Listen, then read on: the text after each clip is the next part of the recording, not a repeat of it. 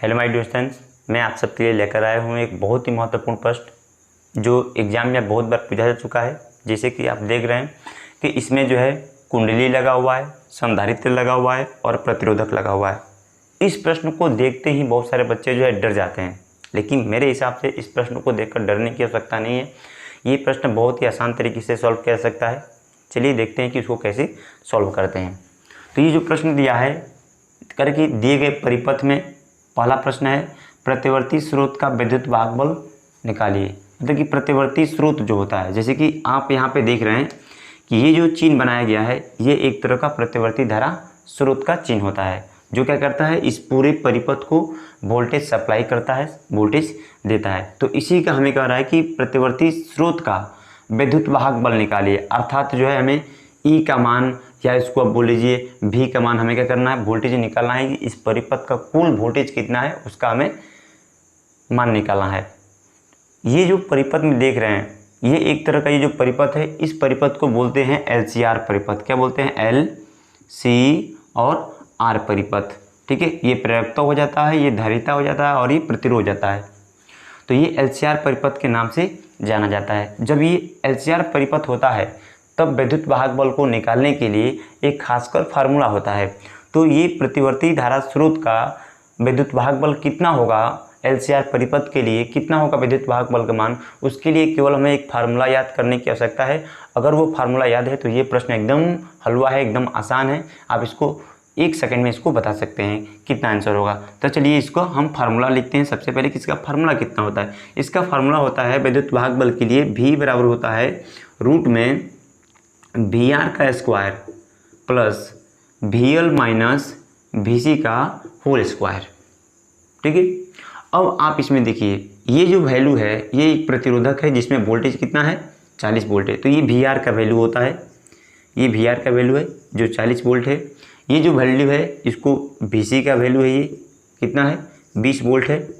ये जो वैल्यू होता है ये VL का वैल्यू होता है जो है 50 वोल्ट। ठीक है, अब इन सभी वैल्यू को हम इसमें रखेंगे तो ये हो जाएगा V बराबर हो जाएगा रूट में हमारा VR का वैल्यू कितना है, 40।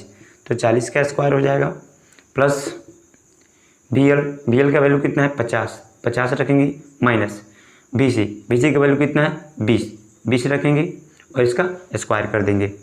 अब कितना हो जाएगा, अब ये जो है इसका स्क्वायर करेंगे तो हमारा 1600 हो जाएगा प्लस 50 में से 20 जाएगा 30 और 30 का स्क्वायर करेंगे तो 900 हो जाएगा। इन दोनों को जोड़ेंगे तो टोटल हम लोग का हो जाएगा 2500। ये हो गया 2500। अब 2500 किसका वर्ग है, तो 50 का वर्ग है। ठीक है, तो ये हो जाएगा आपका 50 वोल्ट। हमारा कुल वोल्टेज कितना हो गया, तो प्रतिवर्ती धारा का जो विद्युत वाहक बल है वो कितना निकल गया, 50 वोल्ट निकल गया। ये हमारा निकल गया 50 वोल्ट। तो देखिए कितना आसान, कितना इजी तरीके से इसको हमने हल कर दिया। बस हमें एक फार्मूला याद होगा तो ये प्रश्न कुछ नहीं है, एकदम आसान है। इस प्रश्न को देखकर डरने की आवश्यकता नहीं है आपको। चलिए दूसरा प्रश्न देखते हैं कि दूसरा प्रश्न क्या करता है। दूसरा प्रश्न है कि परिपथ का शक्ति गुणांक निकालिए। अब परिपथ का शक्ति गुणांक का भी हमें फार्मूला याद कर लेना चाहिए LCR परिपथ के लिए। कौन सा परिपथ के लिए? LCR परिपथ के लिए ध्यान रखना है। LCR परिपथ के लिए हर एक परिपथ की अलग अलग फार्मूला होता है। तो LCR परिपथ के लिए फार्मूला कितना होता है ये हमें ध्यान रखना है। तो इसके लिए फार्मूला होता है दूसरे प्रश्न के लिए, इसमें LCR शक्ति गुणांक का फार्मूला होता है cos फाई। कितना? cos फाई बराबर होता है VR/V। कितना होता है? VR/V होता है। VR कितना है, तो VR का वैल्यू ये हमें अभी लिखा था 40 होता है और V हमने निकाला है 50। तो ये कितना हो जाएगा, 40/50। 0 से 0 खत्म हो जाएगा, 5 से 4 में भाग देंगे तो ये हो जाएगा 0.8। 8 × 5 = 40, 0.8 बार में जो है ये कट जाएगा और ये हम लोग का हो जाएगा आंसर, शक्ति गुणांक का फार्मूला हो जाएगा। अब ध्यान से देखिए क्या इसका कोई मात्रक होगा, तो देखिए ऊपर भी वोल्ट है नीचे भी वोल्ट है, इसका कोई मात्रक नहीं होगा। मतलब कि जो शक्ति गुणांक होता है वह एक मात्रकहीन राशि होता है। एक मात्रकहीन राशि का क्या उसका बीमा हो सकता है? तो हमने पढ़ा है भाई कि जिस राशि का मात्रक नहीं होता है उसका बीमा भी नहीं होता है। तो इसका बीमा भी नहीं होगा क्योंकि इसका मात्रक नहीं है। तो इस तरह से हमने क्या हुआ, इस परिपथ को हमने बहुत आसान तरीके से इसको सॉल्व कर लिया।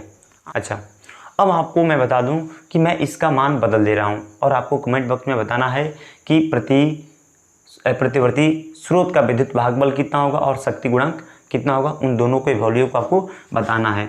मैं इसको जो है 80 वोल्ट कर दे रहा हूँ, कितना कर दे रहा हूँ, 80 वोल्ट कर दे रहा हूँ, इसको 40 वोल्ट कर दे रहा हूँ और इसको 100 वोल्ट कर दे रहा हूँ। अब आपको बताना है, परिपथ में आपको बताना है कि प्रतिवर्ती स्रोत कितना है और शक्ति गुणांक कितना है, ये आपको कमेंट बॉक्स में बताना है।